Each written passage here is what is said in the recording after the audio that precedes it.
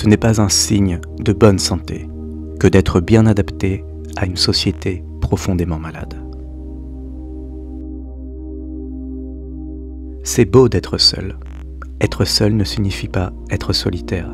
Cela signifie que l'esprit ne vit pas sous influence et qu'il n'est pas pollué par la société. La liberté est un état d'être qui n'est pas le résultat du désir d'être libre.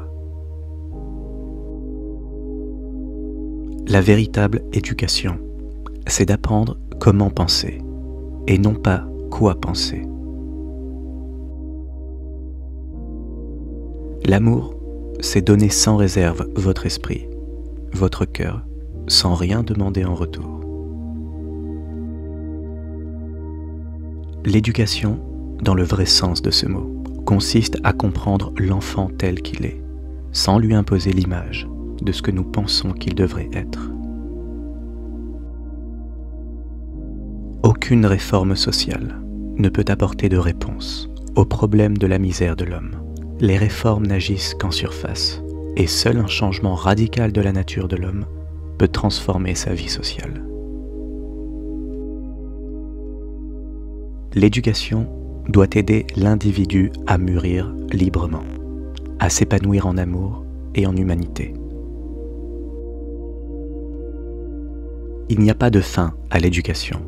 Ce n'est pas en lisant un livre, en réussissant un examen, que nous terminons notre éducation. Toute notre vie, à partir du moment où vous êtes né, jusqu'à l'instant de la mort, est un processus d'apprentissage. Aimer, c'est avoir cet extraordinaire sentiment d'affectation, sans rien demander en retour. Là où il y a amour, il y a compassion, avec laquelle l'intelligence va de pair. On éprouve une grande joie à ne pas vouloir, à ne pas être quelque chose, à n'aller nulle part. On ne peut inviter le vent, mais on doit laisser la fenêtre ouverte. Le vent du désert balaye la trace du voyageur. Seul s'imprime le pas présent, le passé, le futur, du sable lissé par le vent. Quand il y a de l'amour entre deux êtres, les différences cessent d'exister. Un esprit intelligent est un esprit curieux, observateur, un esprit qui apprend, qui étudie. La connaissance de soi est le commencement de la méditation. La vérité est un pays sans chemin. Les papillons nous rappellent que la vie est une danse et de ne pas prendre les choses trop au sérieux. Ils nous rappellent aussi de se lever et de se déplacer. Ils nous enseignent que la croissance et la transformation peuvent survenir calmement, doucement, avec joie. La peur bloque la compréhension intelligente de la vie. L'amour est à lui-même sa propre éternité. Et là où est l'amour, aucun pouvoir mauvais ne saurait exister. Vous divisez la vie en ce qui est sacré et ce qui ne l'est pas, en ce qui est immoral et ce qui est moral. Cette division engendre des malheurs et de la violence. Tout est sacré ou rien n'est sacré.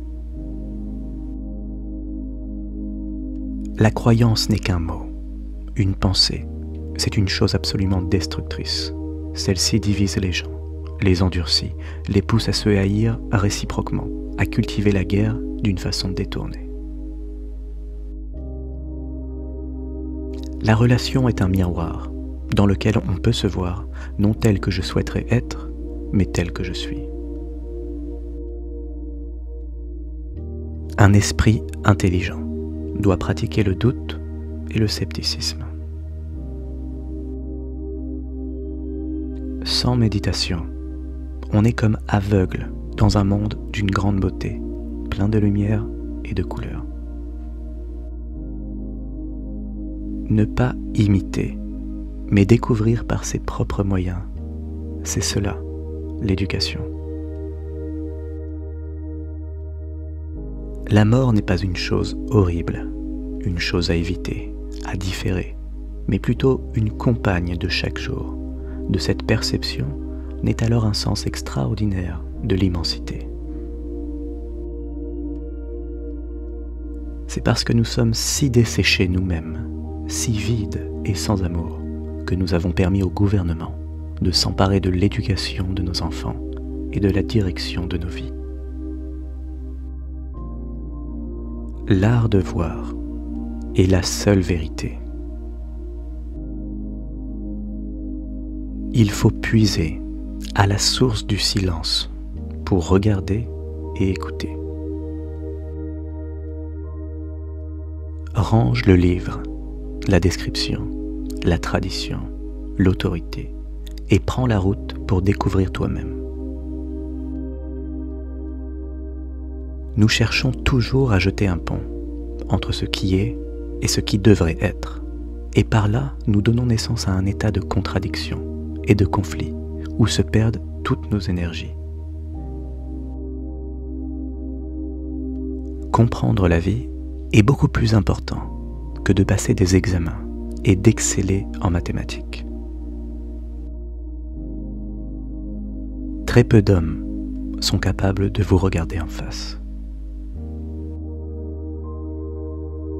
Quand on est jeune, on a de l'énergie à profusion.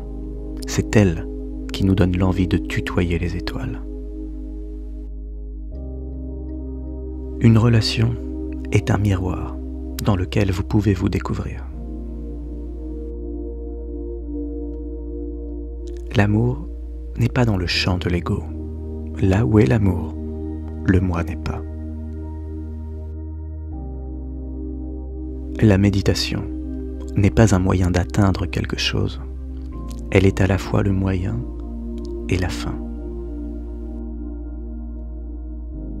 La vérité est l'observation silencieuse de ce qui est, et c'est la vérité qui transforme ce qui est.